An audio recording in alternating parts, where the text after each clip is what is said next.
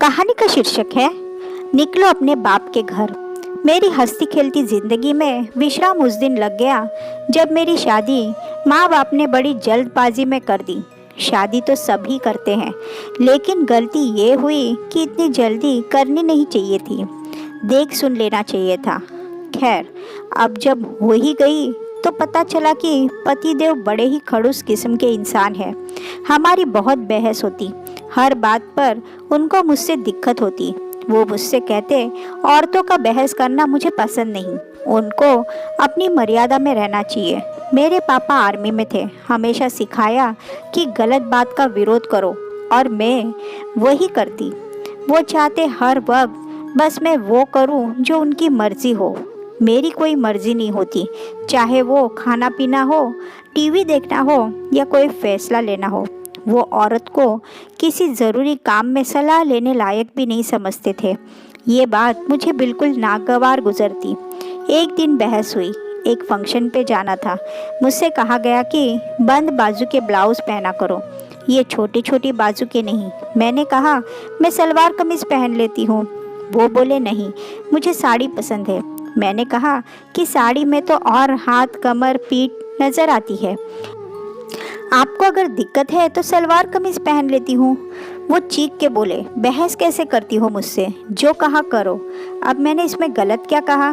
जिद भी उनकी, पट भी उनकी। मैंने कहा आप कभी तो बात माना करिए।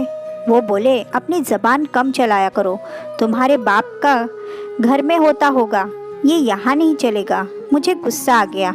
मैं बोली हाँ, वहाँ लड़कियों को आज़ादी दी जाती है, उनकी सुनी जाती है, यहाँ की तरह नहीं। वो खींच के बोले, एक काम करो फिर, अभी के अभी निकलो अपने बाप के घर, ये मेरा घर है। मुझे एकदम से धक्का सा लगा। इस दिन के लिए ही मैं सब छोड़कर आई थी। फिर भी मैं चुप रह गई।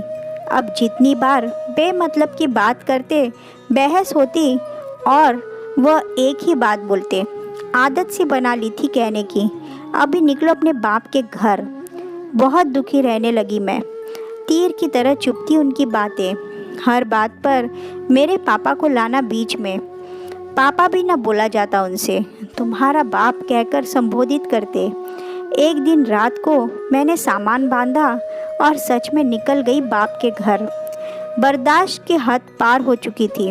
अगले दिन से इनकी मुसीबतें बढ़ गई। पहले कुछ दिन तो अपनी अकड़ में रह गए, फिर धीरे धीरे तकलीफ़ें बढ़ने लगी। खाना, कपड़े, घर सबकी जिम्मेदारी आन पड़ी। पहले तो दोस्तों के साथ रहते थे, मिल बांट कर हो जाता था काम। अब सबकी शादियां हो गई थी, ना वक्त पे खाना मिल रहा था, ना धुले कपड़े। बाई लगाई उन्होंने।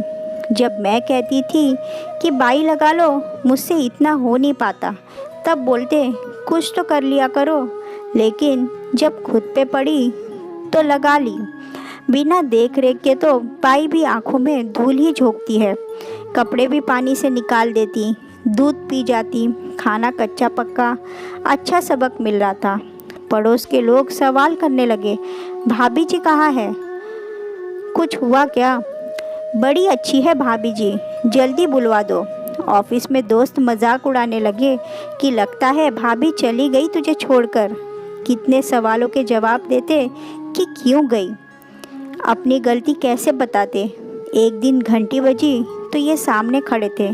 पापा ने अंदर बुलाकर मुझसे बात करने भेज दिया। मुझसे आकर बोले, घर चलो चारू। मैंने कहा नहीं, आपकी ख्वाहिश थी कि बाप के घर जाऊं तो चली आई। उन्होंने कहा सब पूछ रहे हैं, क्या जवाब दूं? मैं बोली, गुस्से में बोले शब्द कभी वापस नहीं आते। आप हर बार ताना देते हैं, अब जवाब भी सोच लीजिए। आज जब आपको अपनी बेइज्जती होती नज़र आ रही है तो आ गए। आप जैसा इंसान कभी नहीं बदलता। वो बोले सब मजाक बना रहे हैं मेरा कि बीवी छोड़ गई। मैंने कहा आपको बीवी की कोई कदर है भी? बस मैं भरी है आप में। शादी का मतलब है हम। आज भी लोगों के डर से आए हैं, अपनी गलती मान कर नहीं।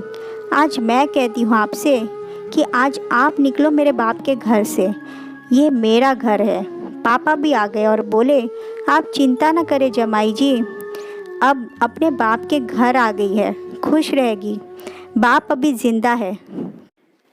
दोस्तों, हम औरतें कितनी बार सब कुछ सह जाती है, बिना कुछ बोले सुनती रहती है।